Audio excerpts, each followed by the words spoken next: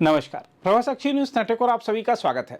पश्चिम बंगाल विधानसभा चुनाव में अब चूंकि 1 साल से भी कम समय बचा है तो राजनीतिक आरोप प्रत्यारोप तेज हो चले हैं और विभिन्न माध्यमों का उपयोग करके राजनीतिक संदेश भी दिए जा रहे हैं।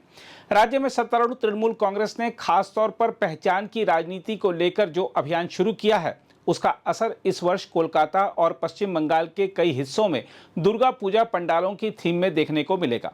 हम आपको बता दें कि इस बार विभिन्न दुर्गा पंडाल एक असामान्य लेकिन अत्यंत राजनीतिक संदेश लिए हुए हैं। यह संदेश अन्य राज्यों में बंगालियों के साथ कथित अत्याचार और उन्हें बांग्लादेशी ठहराने की प्रवृत्ति के खिलाफ है। आयोजकों के अनुसार यह रुझान केवल धार्मिक उत्सव की सजावट नहीं बल्कि बंगाली अस्मिता, सांस्कृतिक धरोहर और राजनीतिक चेतना का एक सशक्त प्रदर्शन है। हम आपको बता दें कि कई पंडाल समितियों ने बंगाली भाषी भारतीयों के योगदान, उनकी ऐतिहासिक भूमिका और सांस्कृतिक गौरव को रेखांकित करते हुए थीमें तय की हैं। अमी बांग्ला बोलची यानी मैं बांग्ला में बोल रहा हूं जैसी थीमें सीधे भाषाई पहचान से जुड़ती हैं। इसके अलावा विभाजन के शरणार्थी, भाषा के आधार पर निर्वासन और बंगाल का प्राचीन इतिहास जैसी अवधारणाएं न केवल लोक स्मृति को जागृत करती हैं बल्कि वर्तमान विवादों को ऐतिहासिक संदर्भ भी देती हैं। साथ ही रविंद्रनाथ टैगोर, ईश्वर चंद्र विद्यासागर, राजा राममोहन राय और फिल्मकार ऋत्विक घटक जैसे प्रतीकों के माध्यम से यह संदेश दिया जा रहा है कि बंगाल की सांस्कृतिक पहचान भारत की सामूहिक विरासत का हिस्सा है। हम आपको बता दें कि असम में कथित एनआरसी, घुसपैठ पर बहस और विभिन्न राज्यों में प्रवासी मजदूरों के साथ हुए टकरावों ने भाषा आधारित पहचान के प्रश्न को संवेदनशील बना दिया है।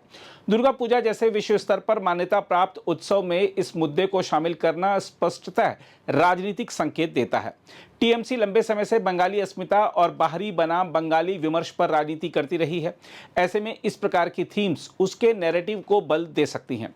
दूसरी ओर बीजेपी ने राज्य में राष्ट्रीय एकीकरण और घुसपैठ विरोधी नीति को प्रचारित किया है, पर इन थीमों के चलते उसे यह आरोप झेलना पड़ सकता है कि वह बंगालियों के साथ भेदभाव की अनदेखी कर रही है। वहीं विपक्षी वामदल और कांग्रेस इसे संस्कृतिकरण बनाम राजनीतिकरण के रूप में पेश कर रहे हैं। हम आपको यह भी बता दें कि पश्चिम बंगाल की मुख्यमंत्री ममता बनर्जी ने कहा है कि देश के कुछ अन्य स्थानों पर राज्य के लोगों को यह साबित करने के लिए सबूत देने पड़ते हैं कि वे भारतीय हैं और बांग्ला भाषा बोलने पर उन्हें विदेशी करार दिया जा रहा है। पश्चिम बंगाल में सत्तारूढ़ तृणमूल कांग्रेस प्रमुख ने कहा कि अगर कोई अवैध प्रवासी है तो केंद्र सरकार कार्रवाई कर सकती है और राज्य को इस पर कुछ नहीं कहना है। मुख्यमंत्री ने पूछा, लेकिन आप भारतीय नागरिकों को बांग्लादेश क्यों भेजेंगे? उन्होंने कहा कि राज्य के प्रवासी बांग्ला भाषी श्रमिकों को उनकी नागरिकता को लेकर परेशान किया जा रहा है और दावा किया कि उनमें से कुछ को उचित भारतीय पहचान पत्र होने के बावजूद बांग्लादेश में धकेल दिया गया। उन्होंने कहा कि बंगाल के लोगों ने देश के स्वतंत्रता संग्राम में अग्रणी भूमिका निभाई है। उन्होंने कहा, लेकिन अब आप कह रहे हैं कि राज्य के लोग विदेशी हैं।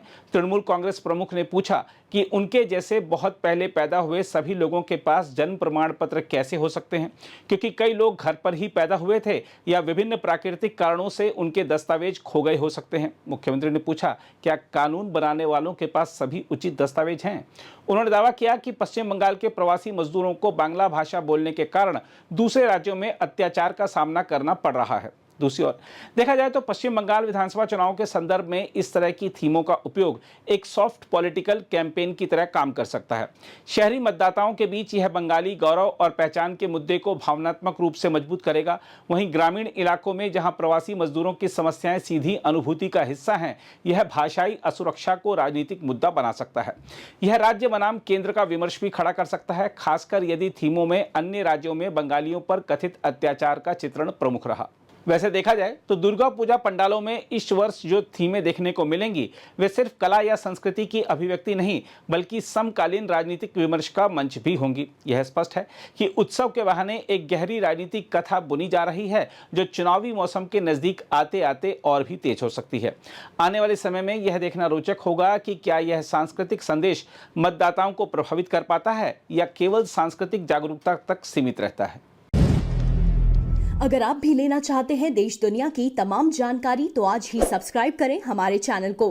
साथ ही नीचे दिए बेल आइकन को जरूर दबाएं ताकि हर अपडेट आप तक पहुंच सके।